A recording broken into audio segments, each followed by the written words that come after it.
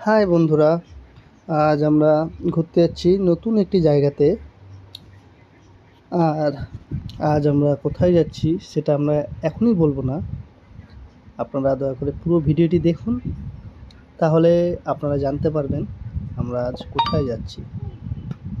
আর হ্যাঁ, আজ আমরা এসি ট্রেনে করে যাচ্ছি, যেটি বন্দে ভারত নামে পরিচিত, মানে গরিবের বন্দে ভারত, আমাদের এসি লোকাল। এর মধ্যে আমরা ট্রেন থেকে নেমে পড়ছি। আর আমরা এখন আছি, সেটা নিশ্চয়ই আপনারা বুঝতে পারছেন কোথায় আছি। আর হ্যাঁ, আমাদের ভিডিওটি যদি ভালো লেগে থাকে তো একটা লাইক করে চ্যানেলটি সাবস্ক্রাইব করে যাবেন। আর এদিকে গেটটা দেখুন, সেই রাজার আমলের গেট এখনও টিকে আছে, একটাও ঝালাই নেই। আর এখনকার ঝালাইয়ের গেট একটা করলে আরেকটা ভেঙে যাচ্ছে কিছুদিন পরেই। আর সেই সময় কোনো ঝালাই ছাড়া একটা লোহা ফুটো করে তার মধ্যে আরেকটা লোহা ঢোকানো আছে। কত নিখুঁত হাতের কাজ ছিল সেই সময়কার। আর এদিকে কৃষ্ণচন্দ্র রাজার রাজবাড়ি যাওয়ার প্রবেশদ্বার এগুলো।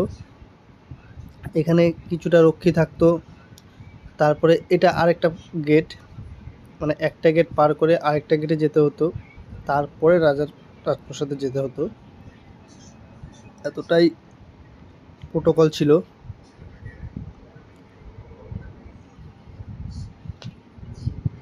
আর এদিকে মেলা বসেছে, এই মেলাটা নাকি 1 মাস ধরে বসে।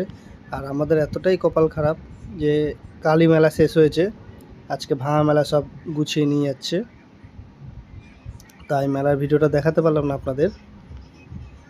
আর এই রাজপ্রাসাদের সামনে আসতে গিয়ে দেখি একটা বকুল গাছ, আর গাছটার ভেতরে পুরো খোকলা হয়ে আছে।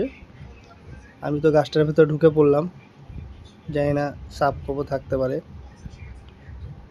কিন্তু তাও গাছটার ভেতরে ঢুকে ভালোই লাগছিল। আরও 2-1 জন আসতে পারতো আমার মতন। মানে সেই ছোটোবেলায় শুনতাম পুরোনো আমলের কথা যে গাছের কোটর, এটাই সেই মনে হয় গাছের কোটর বলে এগুলোকেই। আমরা তো কার্টুনে দেখেছি আর চোখে দেখলাম। লোকমুখে শোনা যে এই গাছটি রাজা কৃষ্ণচন্দ্রের আমলের, এতই পুরনো গাছ। আর এদিকে রাজবাড়ি বন্ধ থাকায় পুরো রাজবাড়ির ভেতরের ভিডিওটা আপনাদের দেখাতে পারলাম না, সেটা দুর্গাপুজোর সময় খোলে তখনই দেখাবো আপনাদের। থ্যাংক ইউ, ধন্যবাদ।